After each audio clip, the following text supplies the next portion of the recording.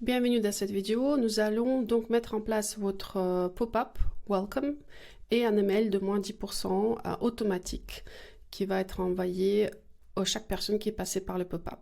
Donc vous allez dans les Forms, dans votre Omnisend, et là il faudra créer une nouvelle forme avec un bouton qui est juste à côté droite en haut, et vous choisissez le pop-up qui vous parle le plus. Par exemple, c'est celui-là que je veux utiliser. Je clique et donc je vais ajuster ici mon message. Dites-vous qu'il faut être assez court et bref, ne pas trop raconter une histoire trop longue. Donc si on a un paragraphe ou deux maximum, très aéré, c'est plus facile à lire. Donc gardez ça en tête. Il ne faut pas trop chercher à écrire trop de choses. Donc là, cet exemple, il est parfait pour moi.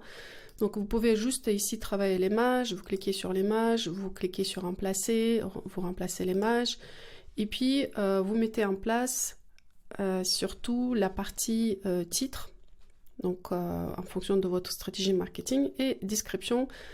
Les 10%, il va recevoir le coupon directement dans les mails, automatiquement. Donc ça va être un coupon personnalisé qui va utiliser soit sur toute la collection, soit sur une partie de collection. Ici, donc, vous avez un petit badge Omnisend que je vous recommande quand même d'enlever. Vous pouvez l'enlever à partir du moment où vous avez payé Omnisend, donc la version payante. La version gratuite, il n'y en a pas. Et puis, si c'est success, donc qu'est-ce qui va se passer ici comme message? Si c'est, il est déjà abonné et qu'il s'inscrit la deuxième fois, c'est quoi le message que la personne va lire ici dans le petit pop-up, d'accord? Ça, c'est important, donc vous pouvez travailler là-dessus à chaque fois quand vous choisissez l'option en bas, dans la partie forme. Après, ici, donc, qu'est-ce qui est important ici? On n'a pas de tag spécifique, c'est juste chaque nouveau abonné qui va recevoir ça, donc il n'y a pas de problème. Pas de double opt-in non plus. La partie scheduling, il n'y a rien à faire. Le display, donc quand je vous ai dit, on veut vraiment, dès qu'il visite la page, donc ça c'est important, c'est pas 5 secondes. Dès qu'il visite la page, le display, j'enlève tout, du coup il va être immédiat. Targeting, ici il n'y a pas de targeting.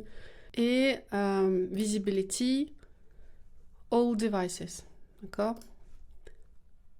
Et frequency, donc en fait si quelqu'un visite votre site deuxième fois, dans la même journée, il va pas le voir. Il va le voir s'il visite le site le lendemain, par exemple. Donc ça, c'est à vous de définir.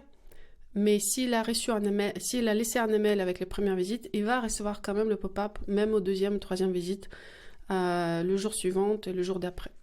Donc moi ici, je touche pas ici les options. Donc pour moi, c'est bon. J'ai pas grand chose à faire. Après, si vous voulez ajouter par exemple tout ce qui est consentement légal, vous pouvez comme ça prendre un objet ici et le tirer, et ça s'ajoute. Donc on va plutôt ajouter après le bouton. Si pour vous c'est pas très important, donc on le met pas. On l'efface comme ça, comme ceci. Et après, tout ce qui est, par exemple, vous voulez son nom, vous pouvez mettre input et là, voilà, première, qu'est-ce que vous voulez dans cet input? Par exemple, first name ou le nom. Et vous travaillez à partir de cette partie-là qui permet de customiser le pop-up. Donc là, si je suis satisfaite avec mon pop-up, je veux juste à le activer par le bouton qui s'appelle Enable et je vais le mettre en place. Donc je peux éditer le nom et dire c'est mon Welcome Pop-up. Comme ça, je le sais. Et c'est le seul que je vais utiliser. Donc Update et il est live. Donc là, il est activé. D'accord? Donc il me propose de mettre en place le flow Welcome, ce que j'allais faire de toute façon. Je vais le faire. Je vais juste pour l'instant aller voir ma forme, est-ce qu'elle est activée ou pas. Donc voilà, elle est bien là. Je peux aller la voir et je peux encore la éditer si j'ai besoin. J'ai choisi un pop-up qui était dédié à sortir d'une page Et ça, c'est pas l'optimum. Donc, par exemple, si je vais dans Behavior, dans le targeting, je vois que il va surtout cibler les pages de produits et des collections. Donc ça, je veux pas. Donc il n'y a pas de, pour moi, il n'y a pas de targeting spécifique ici. Donc ça, c'est important, d'accord? Parce que je choisis ce type de pop-up. En revanche, par exemple, si je veux créer une forme et mon thème principal, ça sera comme c'est là, par exemple, a brand and welcome discount. Parce que ici, j'ai choisi discount on product exit, ça veut dire que c'est quand je sortis de la page, je vais voir ce pop-up. Donc c'est pour ça, c'est mieux peut-être de prendre un template qui est déjà prédéfini. Après, il y a beaucoup de customisation à faire ici parce qu'il faut ajouter votre image. Mais là, par exemple, dans le display, j'ai rien. Et dans le targeting, j'ai rien. Donc ça veut dire que ce pop-up, elle va apparaître tout de suite. Et il n'aura pas de page spécifique pour ce pop-up. Mais voilà, moi je vous ai montré les options. Ça veut dire que si j'ai déjà fait ce pop-up, je vais juste revenir dans mes formes. Il est déjà existant, elle est là. Maintenant, vous allez dans Automation et vous allez créer un nouveau workflow qui va être associé à ce pop-up. Donc ça se passe comme ceci dans New Workflow. Je vais donc choisir un welcome, un seul workflow welcome, et je vais le customiser. Donc pour la partie customiser, votre workflow welcome, toute la base elle est déjà là, donc j'ai pas grand chose à faire ici. Une seule chose que je dois vérifier, donc le trigger ça va être sign up, donc dès que quelqu'un est s'inscrit dans votre base. Puis, il va attendre 1 minute et il va lui envoyer un welcome mail avec 10%, le taux de réduction de 10%. Ça, cet email, donc vous allez travailler ici le sujet. Donc le sujet, ça peut être très customisé en fonction de votre marque. Bienvenue chez nous, hello, voici tes 10%, etc. Donc ça, c'est à vous d'avoir votre ton marketing. La description de votre titre.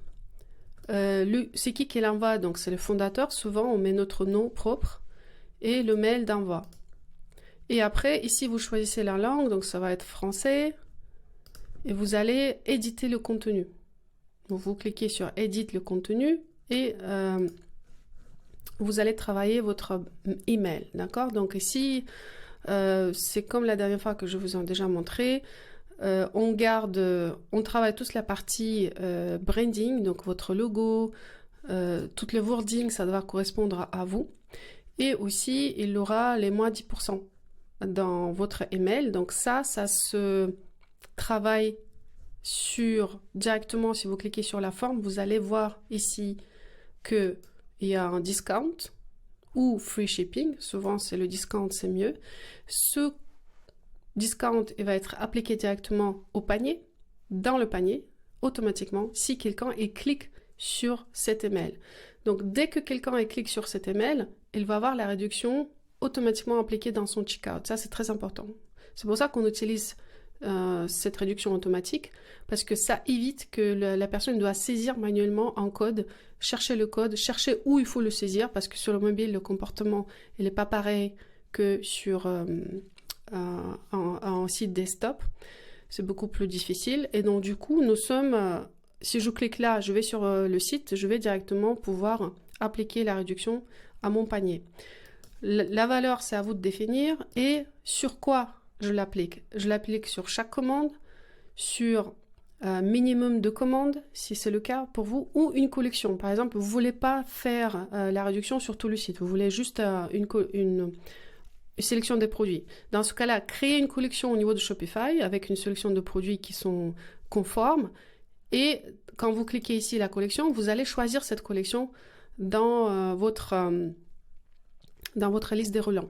D'accord? Donc c'est comme ça que vous pouvez, par exemple, le Smart Collection, et là, il aura une sélection, parce que moi, je ne suis pas connectée à mon Shopify, mais il aura une sélection de collections existantes sur votre Shopify. Après, donc, la date d'expiration, ça sera vraiment, pour moi, c'est 1 mois. 14 jours, c'est pas suffisant, donc j'aurais mis 30 jours minimum. Et il va être noté. Et après, il va être noté en français parce que vous avez choisi la langue française.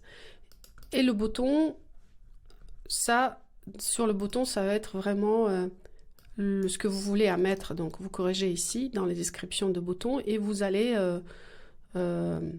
ici, il faut absolument cocher, appliquer la réduction générée automatiquement par Shopify. C'est très important. Si vous ne cliquez pas, il n'aura pas le lien avec le Shopify. Alors que si vous cliquez, c'est Shopify qui va générer le lien, la réduction automatique grâce à Omnisend et qui va l'ajouter dans le panier. Donc ça, il faut absolument cliquer. Je vous invite à le faire. Et puis, vous travaillez sur le couleur, etc. Donc, vous avez compris le principe. Ici, très important, modifier tous vos réseaux sociaux. Vous cliquez sur le petit picto, vous avez le lien qui s'affiche, vous cliquez et vous mettez votre lien à vous, ici. Toute la partie, celle-là, le footer, je vous ai déjà parlé un petit peu, c'est important d'avoir le footer qui présente la mission de la marque. Cette partie, on le garde pour la partie des abonnés, etc. Mais ajoutez quand même un petit texte ici pour dire, écoutez, voilà pourquoi j'existe. Ça crée un petit lien physique avec les gens. Et voilà, c'est un discours de la marque important dans chaque email. Et puis le petit badge Omnisend, vous pouvez l'enlever si vous avez payé votre plan. Donc pour l'instant, il n'y a pas de plan, c'est pour ça que je ne peux pas. Mais vous, dès que vous êtes en version payante, pensez à enlever ce badge après quand vous revenez à votre automation. Donc là, vous finissez l'édition, donc Finish Editing. Le mail est terminé. Maintenant, si vous, par exemple, vous avez un base mail en anglais et l'autre en français, par exemple, vous avez le trafic international qui vient sur votre site, vous pouvez déjà prévoir 2 emails welcome mail, un en anglais, un en français. Dans ce cas-là, vous créez ici un split. Dans ce split, qu'est-ce qui va se passer? Il va dire, ok, si c'est oui, donc par exemple, j'ai décidé que chaque personne qui parle français, je l'envoie un mail français. Et tout le reste, ça sera en anglais. Dans ce cas-là, la règle, ça sera, par exemple, Contact Properties. Et le filtre, ça sera pays. Donc, si le pays est France, il va le identifier comme la personne qui parle en français et va envoyer le mail en français. Si le pays n'est pas France, dans ce cas-là, le mail il sera en anglais. Et là, par exemple, il faudra juste après cloner cet email, comme ceci, je clone, et je le bascule vers petit plus, qui me permet de créer un deuxième email, et cette fois-ci, je vais changer la langue, je vais mettre English, et ça sera en anglais. Et là, je travaille mon contenu en anglais. Et du coup, comme ça, je peux déjà distinguer les personnes en fonction de leur pays d'origine pour leur envoyer le bon mail. D'accord? Donc voilà pour le workflow. Il faudra après, une fois que vous êtes satisfait avec les changements, donc là, j'ai pas le split qui marche parce que j'ai pas de connexion avec les pays. Mais vous l'avez, vous allez l'avoir avec l'historique.